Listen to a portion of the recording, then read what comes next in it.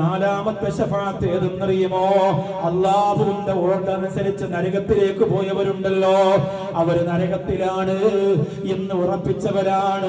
ആളിക്കത്തുന്ന നരകത്തിന്റെ അഗ്നികുണ്ഡം ഉയർന്നു വരുമ്പോ ഭയന്ന് വിറച്ചുകൊണ്ട് നിലവിളിക്കുന്ന ഒരു വലിയ സംഘമുണ്ടല്ലോ, അവരെ ശഫാഅത്ത് കൊണ്ട് മോചിപ്പിച്ച് അവരെ അല്ലാഹുവേ സ്വർഗത്തിലേക്ക് കൊണ്ടുവരുന്നതാണ് നാലാമത്തെ ശഫാഅത്ത്.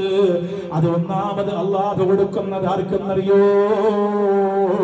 കുഞ്ഞുനാളിൽ മരണപ്പെട്ടു പോയ കുഞ്ഞുമക്കളുണ്ടല്ലോ, ആ മക്കൾ അല്ലാഹുവിന്റെ സ്വർഗത്തിൽ പോയിട്ട് ചോദിക്കും, പടച്ചോനെ ഇവിടെ എനിക്ക് ആവശ്യമുള്ളതൊക്കെ നീ തന്നിട്ടുണ്ട് അല്ലാ, പൂന്തോട്ടമുണ്ട്, സ്വർഗത്തിന്റെ കനികളുണ്ട്, ഉല്ലസിക്കാൻ സർവ്വതും നീ തന്നിട്ടുണ്ട് അല്ലാ, പക്ഷേ എനിക്ക് എന്റെ ഉമ്മയെ വേണം പടച്ചോനെ.